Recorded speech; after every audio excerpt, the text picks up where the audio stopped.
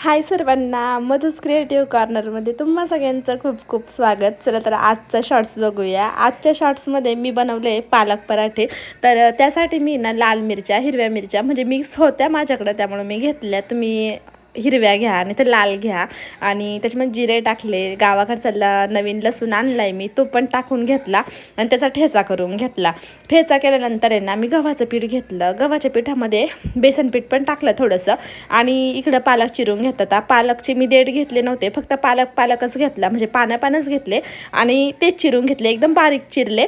आणि मग याच्यामध्ये ना ते टाकून घेतले आणि मिक्स केलं. त्याच्यामध्ये ठेचा पण टाकला जो मी केलेला होता आत्ता, तो ठेचा टाकला. नंतर मीठ टाकलं आणि हे जे मी टाकते ना ते तांदळाचं पीठ होतं, तांदळाचं पीठ पण टाकलं थोडंसं होतं माझ्याकडं, मग टाकलं. आणि ही रेसिपी माझी बरं का, मी असं काही कोणाची बघितली नाही, तसं काही केलं नाही, माझ्या मनाने केलं आहे मी.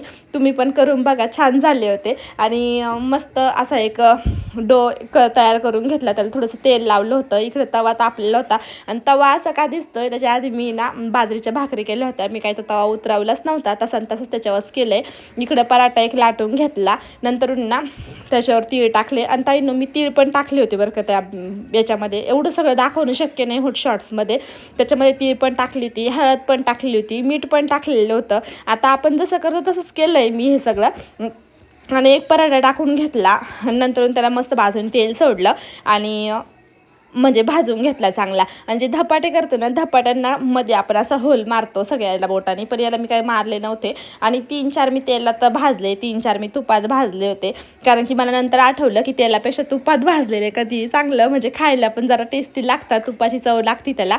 तर मस्त झाले होते ते, झाले करून. आणि एकच केला आधी हा. आणि ही जी उसटणी ना ती पण भाकरीचीच होती बरं का ताईनं. तुम्ही म्हणताल बाई ही मधू एवढी कशी उसटणी झाली आहे, तर भाकरी केलं होतं मी आधी, तोच तवा आणि तीच उसटणी होती. मग मी हे पण मळलं आणि त्याचं पण करून घेतलं लगेच. आणि एवढं सगळं पीठ बाकी होतं, त्याचे पण नंतर करून घेतले. कारण की मला दादासोबत द्यायचे होते, तो गावी जाणार होता आज. म्हटलं रस्त्याने तुला गाडी नाही थांबल, तू हे खाऊन घे आणि म्हणजे मग रात्री उशीर होईल तुला जायला, कुठं हॉटेल चालू राहील काय.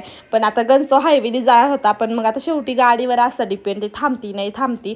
तर तुम्ही पण बघा ताई न ट्राय करून कसे. हे बघा एकदम मस्त मऊ झाले होते आणि गरम गरम पण छान लागतात. त्यासोबत दह्यासोबत तर खूपच छान लागतात. दह्याची चटणी जर तुम्ही केली ना मीठ मिरची घालून, ते पण छान लागतात.